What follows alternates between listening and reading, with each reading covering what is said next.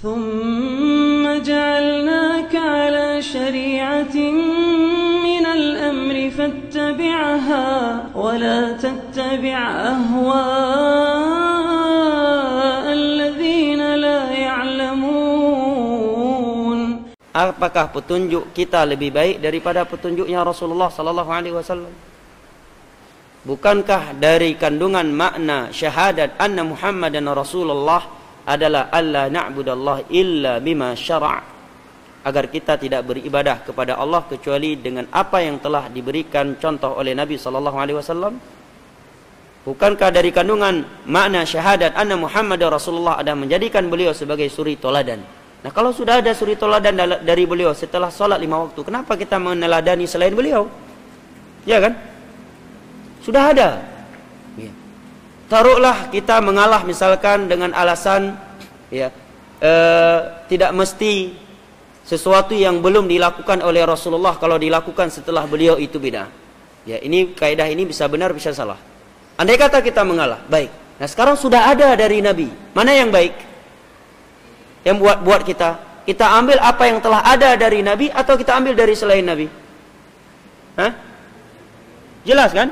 Bagi orang yang paham Islam, pasti dia akan menjawab, lebih baik mengambil apa yang datang dari Nabi. Udah ada paket dari Nabi, kita ambil paket lain. Sebagian orang menyatakan, tidak mesti setiap sesuatu yang belum dilakukan oleh Nabi, ketika kita lakukan setelah beliau itu dikatakan bid'ah. Kaidah ini bisa benar, bisa salah. Tapi salahnya orang ini, dia menjadikan beberapa dalil berikut ini untuk kaidah ini. Tidak perlu saya sebutkan namanya, ya, Ustadz YouTube. Nah, dalilnya katanya Nabi tidak pernah salat tahiyatul masjid katanya. Apakah kalau kita melakukan salat tahiyatul masjid sekarang jadi bid'ah? Ini bahlul orangnya. Bahlul. Tidak paham ya bagaimana pendalilan di dalam agama. Ya. Dan ini sebenarnya orang yang belajar dasar kaidah fikih sudah paham bagaimana sumber pendalilan di dalam agama. Sumber pendalilan di dalam agama tidak semata-mata perbuatan dari Nabi. Ucapan beliau juga sumber hukum. Memang secara perbuatan Nabi tidak pernah didapatkan melakukan salat tahiyatul masjid, tapi hadis beliau banyak. Ucapan beliau dengan tegas memerintahkan kita agar tidak duduk kecuali telah salat 2 rakaat sebelumnya. Hadis Abi Qatadah Al-Ansari. Dalam riwayat Al-Imam Al-Bukhari dan Muslim, Nabi menyatakan dengan tegas, "Idza dakhala ahadukumul masjida fala yajlis hatta yarka' rak'atain." Apabila salah satu di antara kalian masuk ke dalam masjid, jangan dia duduk sampai salat 2 rakaat. Ya. Tuntunan Nabi itu perbuatannya, ucapannya, atau takrir dari beliau, iqrar dari beliau. Dalil yang kedua kata orang tadi, Bilal ketika ditanyakan oleh Rasulullah sallallahu alaihi wasallam, "Wahai Bilal, aku mendengar apa? Apa yang beliau dengar dari Bilal di dalam surga?" Hah? Teropaknya kakinya Bilal. Maka Nabi bertanya, "Amalan apa yang kau lakukan wahai Bilal?" Maka Bilal menjawab, "Tidaklah aku berwudu kecuali aku salat 2 rakaat setelah itu." Hadisnya sahih. Nah, ini menerangkan bahwa para sahabat berijtihad melakukan sebuah ibadah yang Nabi belum melakukannya dan Nabi belum menyuruhnya. Subhanallah. Ini kedustaan atas nama Nabi sallallahu alaihi wasallam. Jelas-jelas hadisnya Nabi menganjurkan kita salat 2 rakaat setelah wudu. Hadis Utsman bin Affan dalam Sahih Bukhari dan Muslim. Nabi menyatakan, "Man tawadda nahwa wudu'i hadza thumma shalla rak'atayn la yuhditsu fihima nafsahu ghafarallahu lahu ma taqaddama min dhanbi." Barang siapa yang berwudu seperti wudunya aku, kemudian setelah itu dia salat 2 rakaat yang dia khusyuk di dalam 2 rakaat tersebut, akan Allah ampuni dosa-dosanya yang telah berlalu. Ya. Ini hadis Utsman. Dan Nabi sudah berwudu semenjak di Mekah. Karena di Mekah sudah mulai ada salat, hanya saja belum sempurna seperti di Madinah. Yang 4 rakaat masih 2 rakaat di Mekah. Jelas ya? Sehingga sangat mungkin hadis ini sudah ada di Mekah. Nah, kemudian andai kata tidak ada hadis itu, ikrarnya Nabi kepada Bilal itu merupakan sumber hukum dan mereka di zaman wahyu. Nah, sekarang kalau kita ingin mencetus sebuah ibadah setelah masanya Nabi, siapa yang mengikrar? Itu boleh dan itu benar. Bilal tadi langsung diikrar dan tidak diingkari oleh Nabi. Dan sesuatu yang terjadi di zaman wahyu dan tidak ada pengingkaran, itu dijadikan sebagai sumber hukum di dalam Islam. Sebagaimana ucapan Jabir, kunna na'zil wal Qur'anu yanzil. Dahulu kami melakukan azal di masa Nabi. Apa azal bahasa lembutnya dalam bahasa Indonesia? Khawatir nih jomblo salah tafsir nanti. Azal, mohon maaf,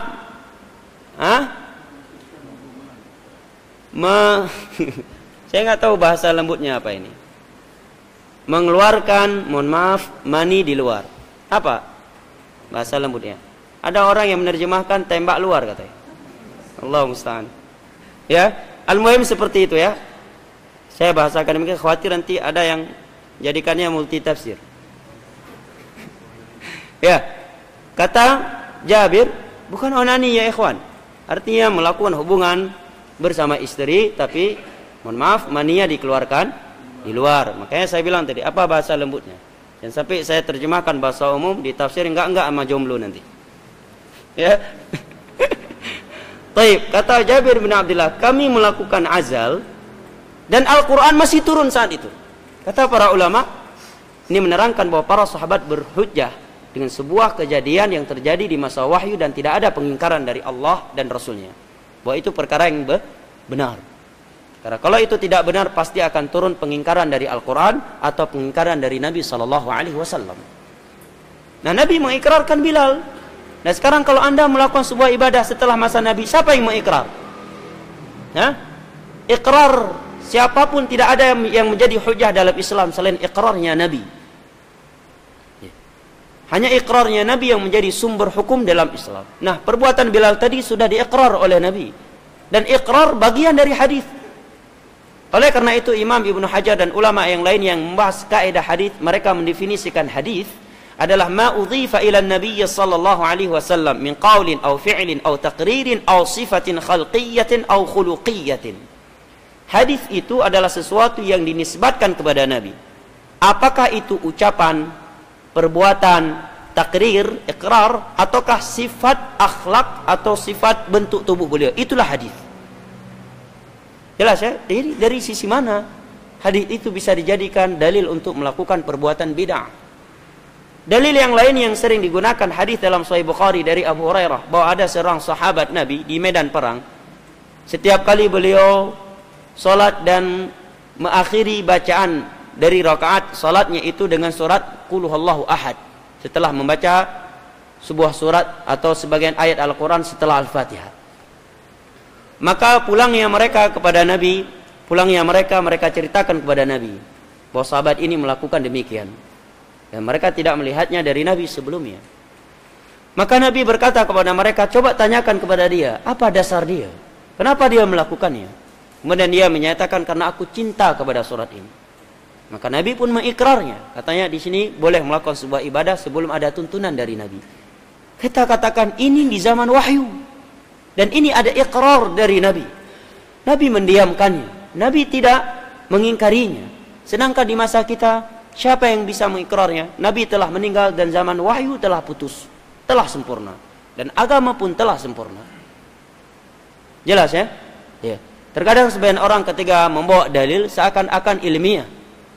Bagi orang yang belum memahami hadis, dalil-dalil yang digunakan untuk membenarkan bid'ah oleh manusia sekarang itu sudah dibantah 600 tahun yang lalu oleh Imam Asy-Syatibi. 600 atau lebih 800 tahun yang lalu. Dalil-dalil yang digunakan tadi dalam kitabnya Al-I'tisam 2 jilid. Ya, di antara dalil juga yang sering dipakai untuk boleh melakukan bid'ah bahwa Utsman mengumpulkan Al-Qur'an. Dan di masa Nabi belum ada. Ini juga bentuk kedustaan atas nama Nabi dan Utsman. Siapa bilang di masa Nabi Al-Qur'an belum dikumpulkan? Ya. Telah dikumpulkan Al-Qur'an di masa Nabi, hanya saja belum seperti di zamannya Utsman sebanyak 30 juz dengan satu bacaan. Di sana disebutkan dalam hadis-hadis yang sahih, di zamannya Nabi Al-Quran dikumpulkan alal likham, ditulis di lempengan-lempengan batu, ya, di pelepah-pelepah kurma. Hanya saja karena di masa Nabi penghafal Al-Quran masih banyak, Nabi masih hidup, ya, dan wahyu masih turun, ya. faktor belum menuntut mereka tidak mengumpulnya sebanyak 30 juz. Di masa Abu Bakar dikumpulkan Al-Quran sebanyak 30 juz, tetapi masih beliau biarkan 7 bacaan, ya, sab'atu ahruf, 7 bacaan ini 7 lahjah, 7 logat. Bahasa Arab itu memiliki 7 logat, ya. Dan turun Al-Quran dengan 7 logat ini, ya, 7 logat, bukan bahasa. Kalau kita di Aceh kan beda, bahasa Gayo, bahasa Pidi beda. Tapi kalau logat mungkin hampir sama, logat Cerai dengan Aceh Pidi, ya, bahasanya sama, cuma logatnya beda. Itu namanya lahjah, ya. Zaman Abu Bakar silakan membaca dengan lahjah ini, lahjah itu, tapi sudah dikumpulkan 30 juz. Sebabnya karena ada 70 para sahabat yang ahli Al-Quran meninggal di peperangan Musailamah Al-Kadzab. Nah, kemudian di zamannya Utsman, beliau melihat akan terbukanya pintu perpecahan kalau mereka dibiarkan baca Al-Quran dengan salah satu dari 7 lahjah ini. Karena di masa Nabi pernah terjadi perdebatan antara 2 sahabat. Dia melihat orang ini baca Al-Quran beda dengan bacaan dia, sampai hampir berantem. Ya, kemudian diselesaikan oleh Nabi bahwa boleh kedua-duanya. Nah, di zamannya Utsman, ya, beliau khawatir akan terjadi pertumpahan darah gara-gara perbedaan bacaan. Maka beliau kumpulkan semuanya Al-Quran, ya, sebanyak 30 juz dengan sebuah bacaan, dengan sebuah lahjah. Yang dari sebuah lahjah ini keluar sab'ah qiraah sab'ah. Ya, sab'ah qiraah sab'ah itu bukan 7 lahjah tadi, ya, tapi dari satu lahjah yang dikumpulkan oleh Utsman bin Affan dengan bahasa Quraisy. Nah, katanya di sini Utsman melakukan sesuatu yang tidak dilakukan oleh Nabi. Dari mana? Zaman Nabi sudah ada pengumpulan Al-Quran, zaman Abu Bakar juga ada. Jawaban yang kedua, Utsman bin Affan adalah salah satu dari khulafa ar-rasyidin yang Nabi perintahkan kita untuk mengikuti mereka, ya, dan Nabi menyatakan mereka rasyidin yang mendapatkan petunjuk, mahdiyin yang mendapatkan hidayah. Kalau Anda, siapa yang merekomendit? Khulafa ar-rasyidun bukan, mungkin lebih dekat ke Abu Nawas. Kalau kita, ya. Jawaban yang ketiga, apa yang dia lakukan oleh Utsman bin Affan sedikit pun tidak mengubah apa yang ada di masa Nabi. Apa yang beliau kumpulkan, Al-Quran ini yang beliau kumpulkan, itulah Al-Quran yang turun di masa Nabi. Tidak ada penambahan ayat dan tidak ada pengurangan ayat. Bahkan letaknya surat yang ada dalam Al-Quran tidak ada perubahannya. Jawaban berikutnya, kata para ulama, apa yang beliau lakukan disepakati oleh seluruh kaum muslimin dari kalangan para sahabat dan tabi'in di masa itu. Dan ijma'nya kaum muslimin secara totalitas adalah sumber hukum di dalam Islam, adalah hujjah, ya. Adapun yang menyatakan bahwa Abdullah bin Mas'ud tidak sepakat, maka telah datang beberapa riwayat yang menunjukkan bahwa beliau rujuk pada akhirnya. Kemudian beliau sepakat. Nah, kalau kita melakukan zaman sekarang, siapa yang bisa menyatakan telah sepakat seluruh kaum muslimin? Sepakat oknum manusia tidak dijadikan sumber hukum. Yang menjadi hujjah dari ijma' adalah ijma' totalitas seluruh ulama mujtahidin hadil ummah. Jelas, ya? Baik, memang benar tidak selalu perbuatan yang tidak ada di masa Nabi kalau dilakukan itu bid'ah, ya. Tapi ini ucapan yang kurang tepat. Tepatnya sebuah ibadah, sebuah kebaikan, ya, yang tidak dilakukan oleh Nabi, tidak ada di masa Nabi, baik dengan ucapan atau perbuatan beliau, dan ada faktornya serta tidak ada penghalangnya, jika dilakukan setelah masa beliau itu bid'ah. Ini yang benar. Jelas, ya? Tapi kalau faktornya tidak ada di masa Nabi, kalau dilakukan setelah masa beliau, itu tidak dinamakan bid'ah, tetapi dinamakan masalihul mursalah. Apa contohnya? Contohnya ada ma'had, pesantren. Ya, kan nggak ada di masa Nabi pesantren. Di Imam Syafi'i aja nggak ada pesantren. Belajar di masjid semuanya. Kalau nggak ke masjid, ke rumah, ya, di bawah-bawah pohon, ya. Apakah ini bid'ah? Enggak, ini masalihul mursalah. Kenapa? Faktor di masa itu belum menuntut, ya, atau bahkan, ya, fasilitas untuk membuatnya belum ada.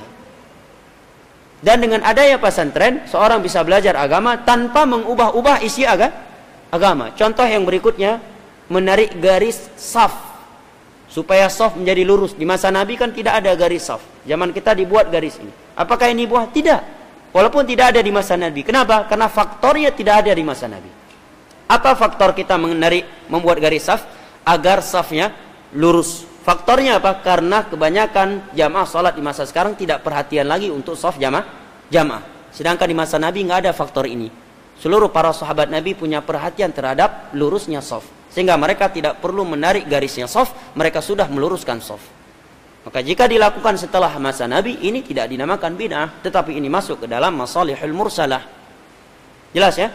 Tapi kalau merayakan hari kelahiran Nabi misalkan, faktornya ada nggak di masa Nabi? Ada. Nggak ada penghalangnya. Nabi 23 tahun hidup. Mungkinkah selama 23 tahun lupa beliau menyampaikan bentuk cinta kalian kepadaku adalah dengan merayakan hari kelahiranku? Jumlah para sahabat Nabi ribuan, tidak ada satupun yang melakukannya. Jumlah para tabi'in puluhan ribu, satupun tidak melakukannya. Tabi'ut tabi'in puluhan ribu, 4 imam mazhab juga tidak. Sampai pada abad keempat yang menyatakan bahwa yang pertama kali merayakan Maulid adalah Salahuddin Al-Ethiopi, ini kedustaan terhadap sejarah. Yang pertama kali melakukannya adalah Banu Ubaid, sekte Syiah dari Fatimiyah pada abad keempat untuk menandingi umat Nasrani yang merayakan hari kelahiran Isa alaihi salam. Dan itu bukan bagian dari ajaran Nabi Isa alaihi salam. Jelas ya? Sehingga janganlah membawa dalil-dalil seperti tadi untuk membenarkan hal yang demikian. Nah, dan itu dalil-dalil seperti itu sebenarnya syubhat yang udah basi itu, ya, udah 800 tahun yang lalu dibantah oleh Imam Asy-Syatibi. Ya, kurang lebih atau 6 hingga abad ke-8. Itu syubhat udah basi itu. Ya, bukan ya pembahasan baru, bukan syubhat baru. Naam.